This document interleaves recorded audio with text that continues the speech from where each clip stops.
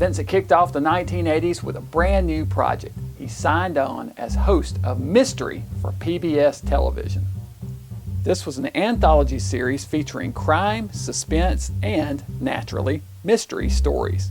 Price was the second host of Mystery, which began in 1980, taking over the reins from film critic Gene Shalit in 1981. The program is fondly remembered for the fantastic animated opening and closing credits, featuring original art from artist Edward Gorey. Price left the show in 1989 due to health problems. Interestingly, his former co-star from Theater of Blood, Diana Rigg, took over the host duties from Vincent. Vincent's first film role of the 1980s was also an anthology, although this time one rooted firmly in the genre of horror, with a 1981 British production, The Monster Club. John Carradine stars as R. Chetwynd-Hayes, a writer who is out for a midnight stroll in an English street when he is approached by a beggar played by Vincent Price. Hayes offers money for food, but the man refuses, stating he can never keep food down. Hayes then offers to help in any way he can, at which point the beggar sprouts fangs and attacks. It turns out that Price is actually a vampire named Aramis. He doesn't kill his victim, however, and afterwards learns his donor is none other than famed horror writer R. Chetwynd-Hayes. Anxious to pay the man back for the loan of his blood, Aramis takes Chetwynd-Hayes to a special club, a monster club, where he schools him on the various types of monsters in the world. But a werewolf and a ghoul would produce a were-goo, but a vampire and a ghoul would produce a vam-goo. Here we are treated to 3 individual horror tales, which are broken up with more interaction between Price and Carradine, as well as musical numbers from various bands that are performing at the club.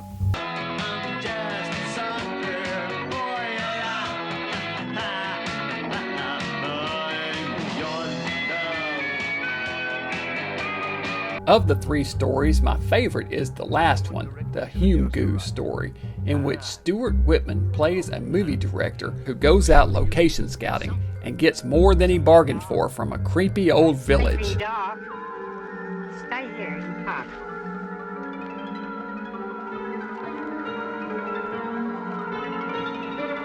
The film ends with Aramis shocking the fellow members of his club by nominating Chetwynd-Hayes for membership into their club.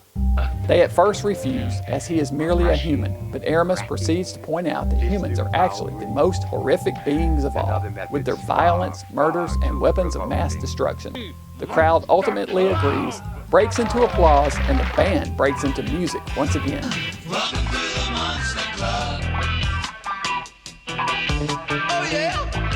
The Monster Club was released in the UK in April of 1981. It was directed by Roy Ward Baker, and all the stories are based on works by writer R. Chetwynd-Hayes, who John Carradine portrays in the film. Another neat little homage within the film is a character named Linton Busatsky. This is an anagram for longtime Amicus producer Milton Subotsky, who also produces this film. The Monster Club sports an excellent cast featuring, in addition to Price and Carradine, Donald Pleasance, Stuart Whitman, Britt Eklund, Richard Johnson, and Patrick McGee.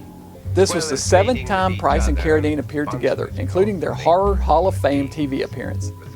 2 years prior to this, Price had played a vampire on the made-for-TV horror anthology Once Upon a Midnight Scary. He also played a vampire on an episode of F Troop called V is for Vampire in 1967.